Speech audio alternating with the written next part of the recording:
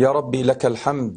hogaamiyaha ururka Xamaas Ismaaciil Haniya ayaa markii ugu horeysay u mahad celiyay dhinacyadii taageeray intii uu socday dagaalkii lagu soo qaaday Falastiin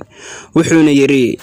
Xamaas iyo shacabka Falastiin waxa ay ka mahad celinayaan oo aanay iloobin doonin mowqifkii adkaa ee madaxweyne Erdogan ku taageeray qadiyadda Falastiin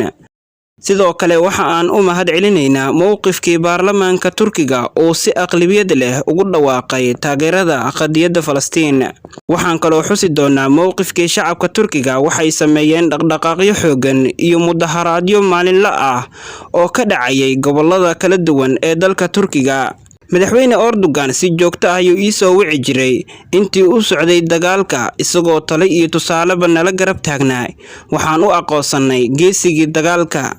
shacabka Falastiin waxaanay iloobin doonin markii madaxda dunidu ka aamustay qadiyadda Falastiin sidii geesinimada lahayd ee madaxweyne Erdogan golayaasha caalamka ugu doodayay qadiyadda Falastiin iyo baaqiisii in gobolka la keeno ciidamo caalami ah oo ilaaliya Qudus waxaan si gaar ah ugu mahad celinaynaa shakhsiyaadka dunida caanka ka ah oo bani'aadinimo noo garab istaagay kuwaas oo isugu jiray ciyaartooy fanaaniin iyo saxafiyiin waxaan u mahad celinaynaa shacabka muslimiinta meel kasta ay dunida ka joogaan kuwaas oo nagu taageeray si kasta ay awoodeen baraha bulshada iyo mudaharaadyada waxaan leeyahay guusha Qudus qaybta ugu weyn baad ku leedihiin taageeradiinu waxa ay ka dhigan tahay idinkoo dagaalka ka qayb galay oo joogay fariimaha hore waxa markii ugu horeysay aan dareenay quwadda shucuubta muslimiinta xorta ah fariimihiina waan ku diirsanay waxaad noo muujiseen Qudus in ay kaligeed ahayn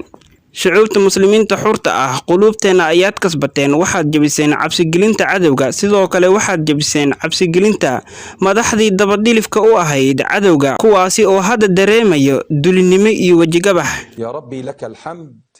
waxa mahad oo dhan iska leh Allah oo qulubteena ku sugay iimaan iyo in aan xaq ku taagnaano sidaasi waxa yiri Ismaaciil Haniya hogaamiyaha ururka xaq u dirarka ee Falastiiniyiinta Xamaas شكرا لأحرار العالم لشعوب